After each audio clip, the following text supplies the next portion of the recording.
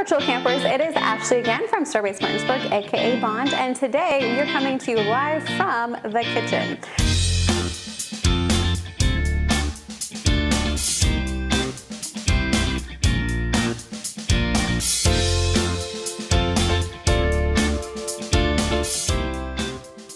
And since it's Tuesday, we're going to be bringing you yet another fun and exciting hands-on science activity that you can try from the comfort of your very own kitchen. So today we have in store for you elephant toothpaste.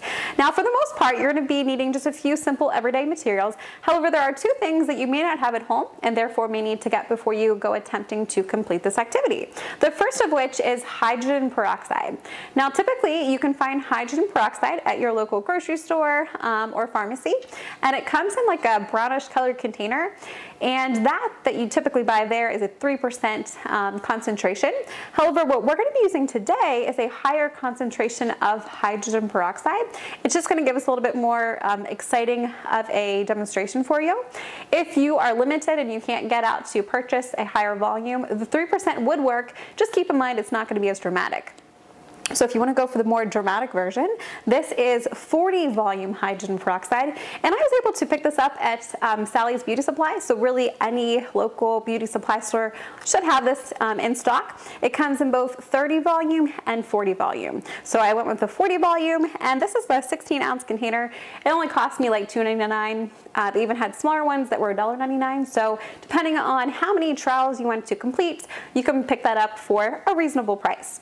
Now the second item that you might not have at home is going to be dry yeast. This again can be picked up from your local grocery store. You can buy it either in a jar or you can buy it in packets. And typically, if I recall properly, the packets come in a group of 3. And it works out well because you only need about a tablespoon of this for one trial. And so one packet would equate to about 1 tablespoon. So if you buy the packet of 3, you could do it 3 times. All right, but today we're going to be using our jar version. This I think ran about $4.99, but the packets are like $1. So again, reasonably priced. Now the materials you do have at home, or should probably have at home, would be dish soap. I'm having to go with Dawn, and do not worry, you don't need this much. You only need a couple squirts. That's just what I had available. You're going to need some water. We're going to be warming it up in the microwave a little bit later. You're going to need a 16-ounce or similar size empty bottle. This was just an iced tea bottle, but like a water bottle would suffice. Some type of tin foil or some type of like catchment container if you're going to be performing the experiment inside. However, you can take this outside, and if that's the case, you wouldn't really need a catchment container. You could just do it on the grass, or you could do it on pavement. Just make sure that your area is surface or is level. That way your bottle's not going to tip over. You also will need some type of food dye. The color does not matter. I'm going to be using blue today. You're going to need a funnel. If you don't have this, no worries. Just be sure that when you're pouring the items in, you're careful not to spill them. This just makes life a little easier. Some type of extra container. This will be what we mix our yeast and our water in. And then I'm going to be using a 1/2 cup measuring tool as well as 1 tablespoon. So those are the items you're going to need in order to create your elephant toothpaste. So let's get started. The first thing we're going to be doing is adding in our hydrogen peroxide. So if you have an assistant, that would be excellent. If not, this is where the funnel is going to come into play. I'm going to take my funnel and place it into my bottle. Hopefully that stays steady. And now I'm going to add my 1/2 cup of hydrogen peroxide into the bottle. And again, if you had a helper, this would be a great time for them to hold the funnel in place while you pour. That way your bottle's not going to tip over. So that should be good there. All right, so then we're finished with the 1/2 cup.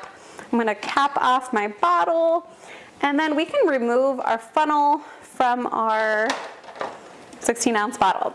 Okay, so now that the hydrogen peroxide is inside, we're going to add our food dye. And since toothpaste is typically like a bluish hue, I'm going to be using blue today. I would suggest like 8 drops. You can do more or less depending on the color that you would like for your toothpaste. All right, and now that our food dye is in, I'm going to just give it a simple swirl. That way we're fully integrating our color. And now we're going to do a couple squirts of our dish soap. And again, I'm using Dawn. You could use Palmolive, regular hand soap, anything that's going to allow us to get the suds. So just a couple squirts will suffice. Thinking that looks good. And then I'm going to, for about 30 seconds, give this a good swirl. That way we're just kind of incorporating the food dye, the dish soap with our hydrogen peroxide. You see you got a couple drops at the top, that's quite okay. All right, so now that we have that portion prepared, we're gonna move on to preparing our yeast and water mixture. And so I've just placed like 2.5 cups of water inside of my microwavable container, and I'm gonna go to the microwave. I'm gonna heat it up for about 45 seconds.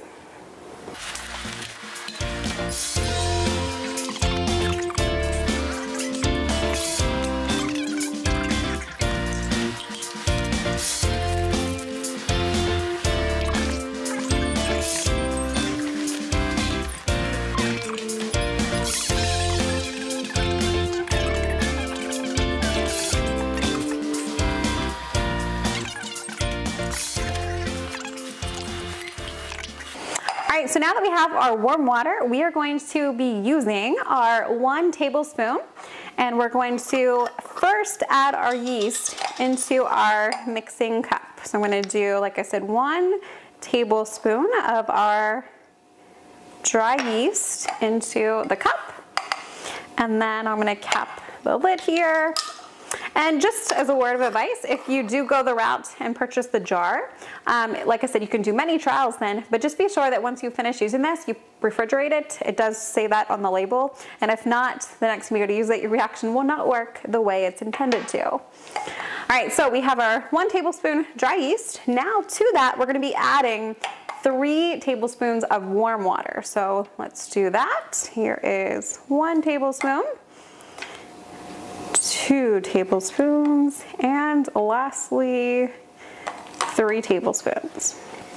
So I can put that to the side. We're finished with our tablespoon. And then I'm just gonna use like a plastic spoon here. You could use plastic fork, really anything you have to just now mix our mixture. And I would say to mix it for about 30 seconds. You wanna make sure that all of the pieces are completely dissolved and there really aren't any clumps in your yeast and water mixture. Okay, so now that that is fully mixed together, we are ready for the reaction. So for this, again, if you have a helper, this would be a great opportunity to have them assist you. I'm gonna place the funnel inside of my bottle. Keep in mind that we have our hydrogen peroxide, our dish soap, and our food dye in the bottle, and now we have our yeast mixture ready to go. So as soon as I pour this in, we should, hopefully, fingers crossed, see the reaction take place. And therefore, if you have an assistant, this would be where they're gonna come in handy. Because as soon as you pour this in, they're gonna quickly remove the funnel because we wanna see the reaction as best as possible. So let's see how well this works. Ah, there we go. Okay, so here we have our elephant toothpaste.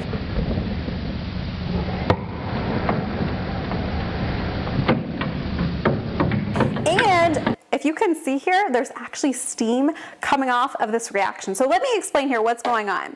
So first off, the reaction itself is called an exothermic reaction because heat is being released. Exo means out, thermic means heat, so heat is going out of our reaction.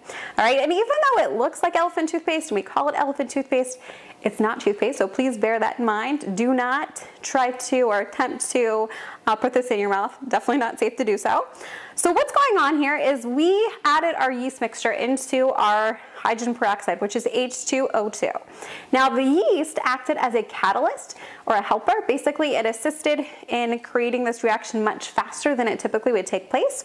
And once we added the catalyst, it actually removed the oxygen molecules, and therefore all of those molecules now are in our soapy suds. All right, so all of those tiny soap bubbles are filled with oxygen. So as far as cleanup goes, the good news is that really all we have in here now would be dish soap, water, and oxygen. So it's completely safe to just wash down the drain.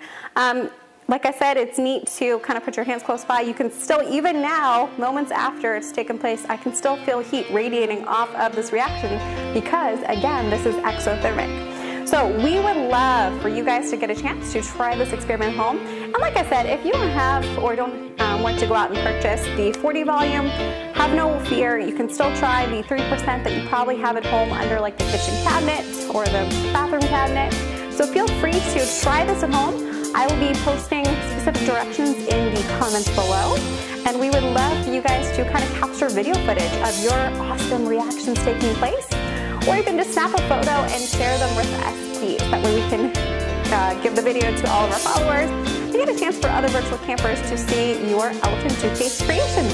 Thank you so much for joining in, and we hope to see you again tomorrow for our next segment.